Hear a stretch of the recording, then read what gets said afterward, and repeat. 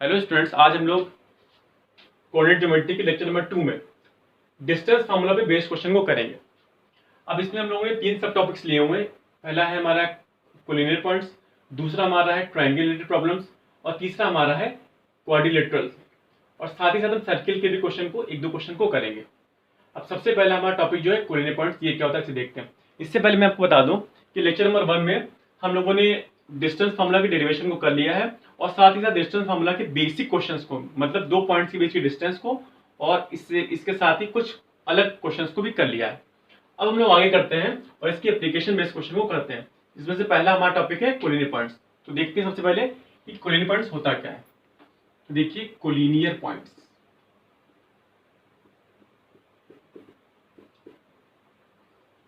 अगर हमको 3 पॉइंट दे दी जाए ए,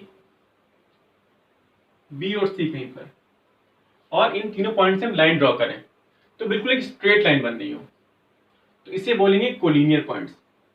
अब इसके कोऑर्डिनेट्स हम ले लिए, मान लीजिए x1 y1, दूसरे के लिए x2 y2 और तीसरे के पॉइंट ले लिए हमने x3 y3। अच्छा, ये पॉइंट कोलिनियर कब नहीं होंगे वो देख लेते हैं। से एक पॉइंट को यहाँ दे दिया गया, दूसरा पॉइंट यहाँ दे दिया गया और तीसरा पॉइंट यहाँ कहीं पर है। तो देखिए हम एक स्ट्रेट लाइन ड्रॉ नहीं कर पा रहे हैं जिसपे तीनों पॉइंट्स ए बी सी आ जाए। हम एक ए सी ड्रॉ कर सकते हैं जिससे बी नहीं आएगा, बी सी ड्रॉ किए हमने उस पर ए नहीं आएगा, ए बी पे सी नहीं आएगा, ए बी को अगर आगे बढ़ा दें तो उस पर सी नहीं आएगा। तो ये पॉइंट्स हमारे कैसे हो जाएंगे, इस तरह के पॉइंट्स, इनको बोलते हैं नॉन कोलिनियर पॉइंट्स। अब इन्हीं चीजों को, इन्हीं पॉइंट्स को हमको चेक करना है कि पॉइंट्स हमारे कोलिनियर है कि नहीं है यूजिंग डिस्टेंस फार्मूला। तो पहला क्वेश्चन है, using distance formula show that these points are collinear. तो देखिए कैसे करेंगे इसको। सबसे पहले क्या करेंगे, डिस्टेंस निकालेंगे पॉइंट ए और पॉइंट बी के बीच की।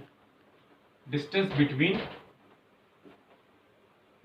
3,1 एंड 6,4। फॉर्मूला क्या बताया था आपको कि 2 पॉइंट्स अगर आपके हैं उसमें से एक को आप ले लीजिए x1 y1 और दूसरे को ले लीजिए आप x2 y2। इनके बीच की डिस्टेंस क्या हो जाती है, तो इनके बीच की डिस्टेंस हो जाएगी x2 माइनस x1 का whole square plus y2 minus y1 का होल स्क्वायर। तो इसमें से किसी को भी हम x1 y1 ले सकते हैं और किसी को भी x2 y2। चलिए हम इसको लेते हैं x1 y1। तुम्हारा x1 क्या हो गया, x1 हो गया 3, y1 हो गया 1, x2 हो गया 6 और y2 हो गया 4। नो डिस्टेंस, या ए बी है ना, ए और बी के बीच की डिस्टेंस क्या हो जाएगी, ए बी। तो x2 माइनस x1, ये x1 माइनस x2 कुछ भी लिख सकते हैं। 6 माइनस 3 कर दिया हमने, होल स्क्वायर प्लस 4 माइनस 1। यहाँ हो गया 3 स्क्वायर 3 स्क्वायर, ये क्या हो गया, ये भी 9, ये भी 9, कितना हो गया 18। और इसको लिख सकते हैं 3√2 यूनिट्स, ये हो गया। अब निकालते हैं BC। सिमिलरली ऐसे ही करेंगे, डायरेक्टली करते हैं इसको। ये B ये C, x को x से माइनस कर दीजिए, सिंपल है, और y को y में से। कितना हो गया, ये हो गया 2 स्क्वायर और ये हो गया 2 स्क्वायर। तो ये हो गया 4 प्लस 4 मतलब 8, और 8 कितना होता है, 8 होता है 2√2। इसको हम कर लेंगे, ठीक है। अब देखते हैं हम EC, तीनों पॉइंट निकाल लेंगे, तीनों कॉम्बिनेशन देख लेंगे। हम क्या करेंगे, ए बी देखेंगे, बी सी देखेंगे और ए सी देखेंगे, तीनों पॉइंट निकाल लेंगे। अब ए सी में कौन से पॉइंट लेने हैं हमको, इस पॉइंट को इस पॉइंट को लेना है। तो एक्स एक्स को माइनस किया, 8 minus 3 whole square plus 6 minus 1। बहुत सिंपल है, यहाँ क्या आने वाला है आपको मालूम हो गया होगा। यहाँ पर 3 था तो 3√2 आया, यहाँ पे 2 आया तो 2√2 आ गया, यहाँ क्या आ गया 5√2। देख लेते हैं करके, 5 स्क्वायर प्लस 5 स्क्वायर कितना हो जाएगा 25, 25 50 और 50 में भी रिटर्न एज 2 इंटू 5 इंटू 5, ये हो गया 5√2। यही चीज आप यहाँ भी कर सकते थे, यहाँ पर और यहाँ पर, यहाँ। अब देखिए, as we can see that a b plus b c, a b plus b c क्या हो जाएगा 3√2 प्लस 2√2 कितना है 5√2 which is equal to a c. Hence these points are collinear। अब एक बार देख लेते हैं कैसे पॉइंट्स हमारे कोलिनियर हो गए। अगर तीनों पॉइंट एक ही लाइन में होंगे तो ये डिस्टेंस और इसकी डिस्टेंस की सम इस डिस्टेंस के इक्वल हो जाएगी, मतलब ए बी और बी सी। हमेशा ऐसा जरूरी नहीं होगा कि ए बी बी सी ही ए सी के इक्वल होगा। आप देखेंगे तीनों डिस्टेंस निकालेंगे, ए बी निकल के आए, बी सी निकल के आए, ए सी निकल के, जो भी तीन पॉइंट आपके दिए हैं एक्स वाई जेड दिए तो एक्स वाई जेड की distance x y y z और एक्स जेड निकाला आपने, जो सबसे बड़ी डिस्टेंस होगी, सबसे बड़ी डिस्टेंस जो भी होगी वो दोनों छोटी के सम के बराबर होगी। यहाँ पर बड़ी डिस्टेंस को मिली 5√2 जो कि इसके और इसके सम के बराबर है। ठीक है। दूसरा नॉन कोलिनियर कब होगा, आप खुद सोचिए। अगर ये पॉइंट्स नॉन कोलिनियर होंगे तो इनसे हम ट्रायंगल बना सकते हैं। और आपने पढ़ा है कि किसी भी ट्रायंगल की दो साइड्स का सम, किसी भी ट्रायंगल की साइड 1 और साइड 2, साइड 3 कितनी बड़ी क्यों ना हो वो हमेशा छोटी रहेगी दोनों रेस्ट ऑफ साइड्स के सम के। तो यहां भी यही चीज होने वाली है। तो दोनों डिस्टेंस का सम किसी डिस्टेंस के से क्या होगा वो बड़ा आ जाएगा। तो यही प्रूफ हो जाएगा हमारा यहाँ पर। अच्छा, एक इसका शॉर्टकट मेथड बताते हैं। अगर ये क्वेश्चन ऑब्जेक्टिव में आ जाता है तो कम टाइम में आप इसको कैसे कर सकते हैं। तो शॉर्टकट देख लेते हैं। यहाँ पर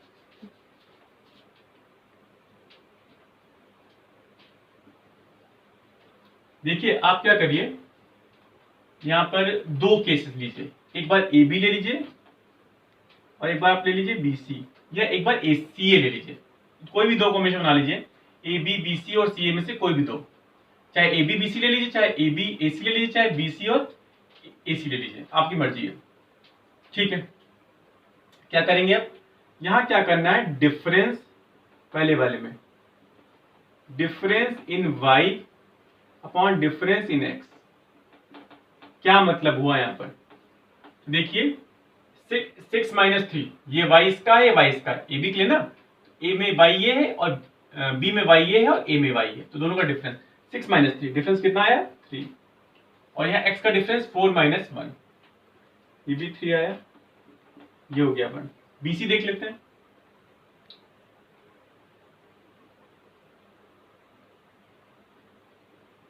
डिफरेंस इन y, इसको ठीक कर लीजिए, डिफरेंस इन y 4 - 1 3, ठीक है, हाँ वो भी ठीक है। 6 - 3, ठीक है, यहाँ क्या होगा 4 - 1 अपॉन 6 - 3, ओके। यहाँ देख लेते हैं 6 - 4 अपॉन 8 - 6, तो 2 अपॉन 2 आ गया, ये भी 1 आ गया। जब कभी भी आपको वैल्यू 1 मतलब वैल्यू यहाँ पर जो मिलेगी वही यहाँ मिलेगी डिफरेंस करने पे, तो आप समझिएगा ये पॉइंट्स हमारे कोलिनियर है।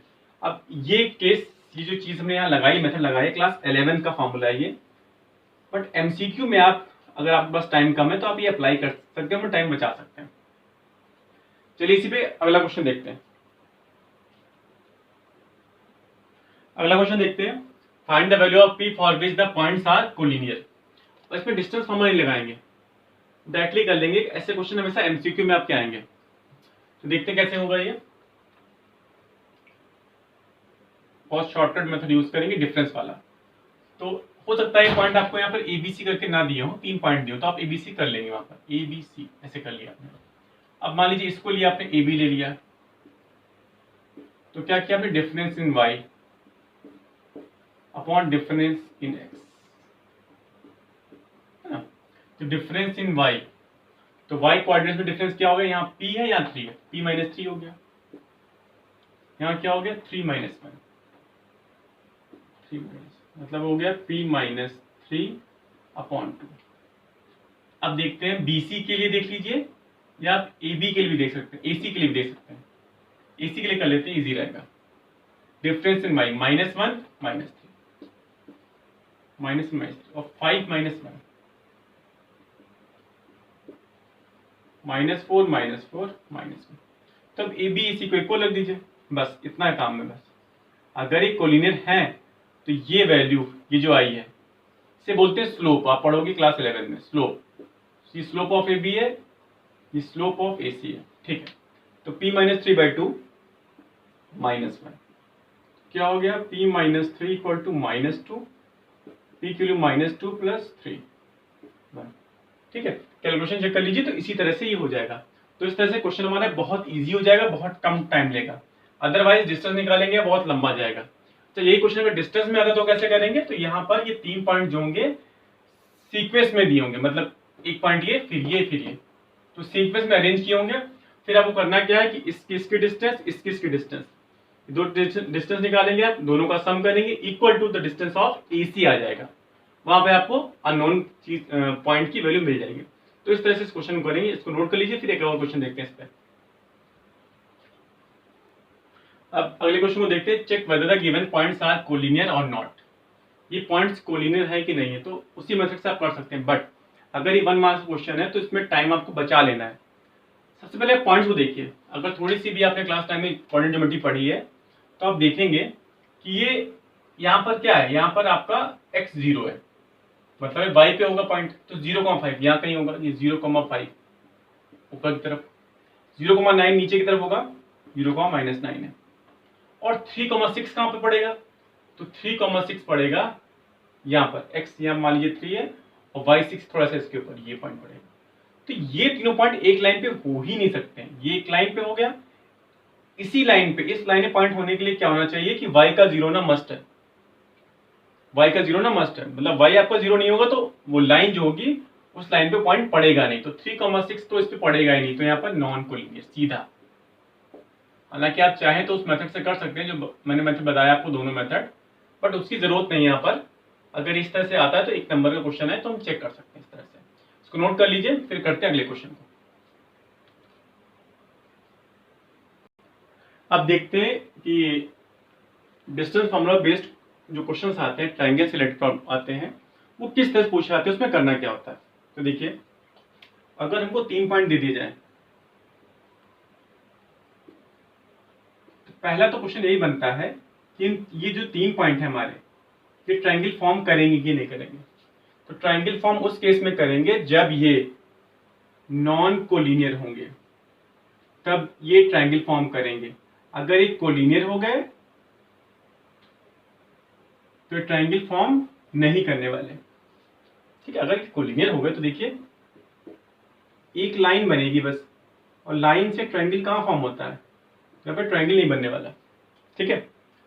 इसके बाद ये तो हो गई बात कि ट्रायंगल बनेगा कि नहीं बनेगा। अब बात आती है अगली कि टाइप क्या होगा उसका, टाइप क्या होगा। तो टाइप पहले तीनों देख लेते हैं। पहला तो हमारा इक्विलेटरल हो गया, इक्विलेटरल हो गया, शॉर्ट में देखना है।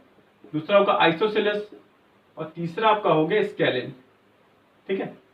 ये 3 तरह के हो गए। इसमें भी कई बार राइट एंगल के साथ में पूछ लेता है, राइट एंगल ट्रायंगल, ये भी इसमें साथ में पूछ लेता है। तो देखते हैं क्या क्या इसमें चीजें हो सकती हैं। इक्विलेटरल में क्या होगा, बहुत सिंपल है। इक्विलेटरल में 3 पॉइंट आपको दिए होंगे, क्या करेंगे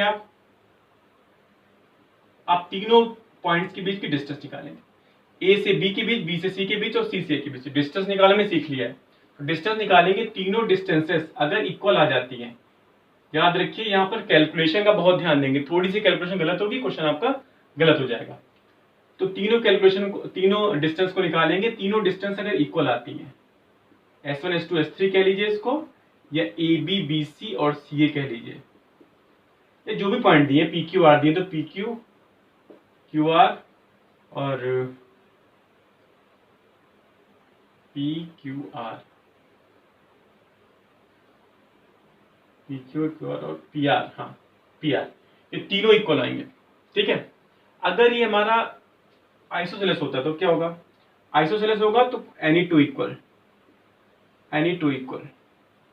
कोई भी 2 इक्वल आ गए, मतलब S1 S2 के इक्वल हो गया, S3 के इक्वल नहीं है, या S2 S3 के इक्वल, S1 के इक्वल नहीं, कोई भी 2 इक्वल आ गए, मतलब सिर्फ 2 साइड हमारी आ गई 5 और 5, और थर्ड साइड आ गई 7, तो कुछ और आ गई। लेकिन ये चीज आप जरूर चेक करेंगे यहाँ पर, क्या ट्रायंगल फॉर्म हो रहा है कि नहीं हो रहा है। ये थर्ड साइड इन दोनों साइड के सम से छोटी ही होनी चाहिए, वरना वो ट्रायंगल फॉर्म नहीं करेगा। तीसरी चीज हो सकता है तीनों साइडें अनइक्वल हो, S1 S2 S3 इक्वल हो, तो बन जाएगा स्केलिन। क्लियर है, इन तीनों पे की क्वेश्चन कर लीजिएगा, इसको या आगे लेक्चर में हम करा देंगे। इसके बाद आइसोसेलेस और स्केलिन होते हुए भी वो राइट एंगल ट्रायंगल दोनों ही केस में हो सकता है, तो ये भी हमको बताना पड़ेगा राइट एंगल है कि नहीं।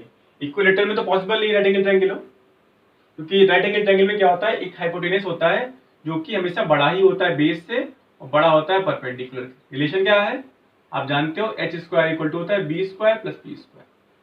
तो ये जरूरी कंडीशन है इसमें।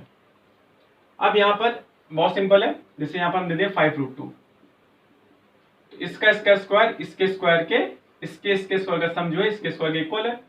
हमारा क्या बन रहा है, ये दो साइड इक्वल है इसलिए ये आइसोसेलेस है, और इस दो छोटी साइड के स्क्वायर का सम तीसरी साइड के स्क्वायर के बराबर है, इसलिए राइट एंगल ट्रायंगल है। तो इस रेक्टेंगल बोला जाएगा isosceles and right angle triangle. और जैसे साइड हमारी आएगी 5, 12, 13, तीनों इक्वल है बट दोनों छोटी साइड्स के स्क्वायर का सम, इसका कितना है 25, कितना है 144 इक्वल टू 169 होता है, जो कि 13 के स्क्वायर के बराबर है। तो बन जाएगा स्केलिंग। इस पे आप लोग क्वेश्चंस को प्रैक्टिस करेंगे। तो चलिए इस क्वेश्चन को देखते हैं। Check whether the given points are form a triangle और नॉट। तो बहुत इजी है, पहले डिस्टेंस निकाल लीजिए। शॉर्ट में करते हैं, पी क्यू निकालेंगे, 3 माइनस माइनस 2, 3 माइनस माइनस 2 है ना स्क्वायर प्लस 2 माइनस माइनस 3। ऐसा जरूरी नहीं है कि हम 3 में से 2 को माइनस करें, 2 में से 3 को माइनस भी कर सकते थे, वैल्यू सेम आने वाली, क्योंकि स्क्वायर कर देंगे आगे में। तो माइनस माइनस प्लस हो जाएगा 5 का स्क्वायर, और यहाँ भी 5 का स्क्वायर, कितना आ गया, तो ये हो गया 5√2, पीछे हम कर चुके हैं। इसके बाद क्यू आर निकाल लेंगे, कितना हो जाएगा 3 माइनस माइनस 3 यानी 3 प्लस 3 प्लस 2 माइनस माइनस 2 यानी 2 प्लस 2, कितना हो गया 6 का स्क्वायर 36 और इसका स्क्वायर 24 अंडर रूट 60 या 2√50, ठीक है ना। 3 6 और 2 2 4, सॉरी यहाँ गलती हो गई है, 16 कर लीजिए यहाँ पर। तो ये हो गया 52 अंडर रूट 2√13। कैलकुलेशन देख लीजिएगा एक बार, पी क्यू क्यू आर, और अब निकालेंगे पी आर, कितना हो जाएगा पी आर 3 माइनस 2 1 और 2 माइनस 3 ये भी 1, ये माइनस 1, 1 प्लस 1 कितना हो गया √2। तो यहाँ पर यूनिट जरूर लिख देंगे, यूनिट हो गया हमारा, ये यूनिट हो गया और ये यूनिट हो गया। हमें क्या चेक करना रहता है, हमें चेक करना यहाँ पर रहेगा, तो चेक कर लेंगे इसको। कैसे करेंगे, 5√2 और देखिए छोटी साइड कौन सी है, यहाँ 50 आया था, यहाँ पर 52 आया था, ये बड़ी साइड है, यहाँ पर केवल 2 आया था। सबसे बड़ी साइड हमारी कौन सी, ये। तो छोटी साइड का सम कितना है 5√2 और √2 मतलब 6√2 है ना। इसको अगर सिंप्लीफाई करोगे तो आप √72 पा जाओगे। कैसे, ये √2 है और 6 अंदर जाएगा तो 6 × 6 हो जाएगा 36, 72 यूनिट्स। सिंपल सी बात है कि 72 यूनिट्स की जो वैल्यू आने वाली है वो बड़ी ही होने वाली है, किससे, √52 से या 2√13 से। तो ऐसा है, तो मतलब जो हमारी दो छोटी साइड्स हैं उसका सम जो है थर्ड साइड से बड़ा है, इसलिए हमारा ये जो पॉइंट्स होंगे फॉर्म्स अ ट्रायंगल, ये ट्रायंगल फॉर्म करेंगे। अब बात करते हैं टाइप की बात, तो तीनों साइडें जो हैं उनके मेजरमेंट्स अलग है, एक 5√2 है, एक √2 है, एक 2√13 है। तो ये हमारा स्केलिंग हो जाएगा, ठीक है। और यहाँ पर राइट एंगल ट्रायंगल लग नहीं रहा, आप करके देख लीजिए, यहाँ पर ऐड करिए तो स्क्वायर का सम जो है थर्ड साइड के स्क्वायर के इक्वल नहीं आ रहा है ना। 5√2 का स्क्वायर करोगे कितना आएगा 50, नहीं आ रहा है यहाँ पर, हाँ ठीक है ठीक है। और 2 का स्क्वायर कितना करोगे 2, तो कितना हो गया 52, जो कि थर्ड साइड के स्क्वायर के इक्वल आ रहा है, ठीक है। तो ये बना रहा है राइट एंगल ट्रायंगल। तो इस तरह से किसी पॉइंट को चेक करके हम जान सकते हैं कि हमारा राइट एंगल ट्रायंगल है कि नहीं है। तो इस तरह से सारे क्वेश्चंस हो जाएंगे, और इसके जो बाकी क्वेश्चंस रह गए इक्विलेटरल ट्रायंगल के और स्केलिंग के, वो भी आप ट्राई कर लीजिएगा। तो चलते हैं अगले क्वेश्चन पे। अब इस आज के लेक्चर के लास्ट क्वेश्चन को देख लेते हैं। Show that the points these are forms equilateral triangle, ये इक्विलेटरल ट्रायंगल फॉर्म करते हैं। तो ये क्वेश्चन लोग कर लेते हैं, इसके बाद जो प्रॉब्लम्स बच गई हैं सर्किल से रिलेटेड या स्क्वायर से रिलेटेड वो अगली बार करेंगे। तो show that these points are the vertices of equilateral triangle, या ये जो इक्विलेटरल ट्रायंगल फॉर्म करती हैं। 3 पॉइंट लिए हमने, तो पहले क्या निकालेंगे, ए बी निकालेंगे। पहले कैसे निकालते हैं A B, distance A minus -1 और अगेन 1 - -1, ठीक है, क्या हो गया, यहाँ कर लेते हैं, ये हो गया 2, 2 का स्क्वायर प्लस 2 का स्क्वायर कितना हो जाएगा, 4 + 4 2√2। सारी साइड हमारी इसी की इक्वल आनी चाहिए। BC देखते हैं, BC कितना है, -1 + √3 है ना, माइनस करेंगे तो +√3 हो जाएगा, इसका होल स्क्वायर प्लस -1 -√3 कितना हो गया, यहाँ अंदर √3 -1 स्क्वायर कर देंगे तो 3 + 1 - 2√3। यहाँ पर करेंगे अगेन, देखिए -a - b का होल स्क्वायर जो होता है a + b के होल स्क्वायर के बराबर ही होता है। क्यों, क्योंकि यहाँ से आप माइनस कॉमन ले लीजिएगा -1, तो ये बचेगा a + b और इसका स्क्वायर करेंगे तो -1 का स्क्वायर तो 1 हो जाएगा, तो ये क्या बचेगा, a + b का होल स्क्वायर। इसलिए इसको हम 1 + √3 का होल स्क्वायर से ओपन करेंगे, तो ये जगह 1 + √3 का स्क्वायर हो जाएगा 3 + 2√3, इससे कैंसिल हो गया, कितना हो गया, 4 यहाँ भी 4 यहाँ भी, √8 यानी 2√2, जो चीज वहां पे आई थी, दो तो इक्वल आ गई। या तो आइसोसेलेस है या इक्विलेटरल, देख लेते हैं क्या है, ए बी हो गया, BC हो गया, अब CA बचा है ना, इसे बना लीजिए ABC, तो दिक्कत नहीं होगी, AB BC CA third side. Again -√3 -1 plus √3 -1, तो आप देख रहे हैं जो वैल्यू यहाँ पे आ रही थी वही वैल्यू यहाँ पे आ रही है, तो रिजल्ट तो सेम होना ही है, तो 2√2 यूनिट यहाँ भी आएगा। तीनों साइड इक्वल हो गई, कंफर्म हो गया, ये क्या है, ये इक्विलेटरल ट्रायंगल है। तो आज के लेक्चर में इतना ही, अगले लेक्चर में हम लोग क्वाड्रिलेटरल्स के क्वेश्चंस को करेंगे और साथ ही साथ हम लोग कुछ सर्किल के भी क्वेश्चन को देख लेंगे। और इसमें अगर आपको डाउट आता है तो आप कमेंट बॉक्स में क्वेश्चन पूछ सकते हैं। तो मिलते हैं नेक्स्ट लेक्चर में।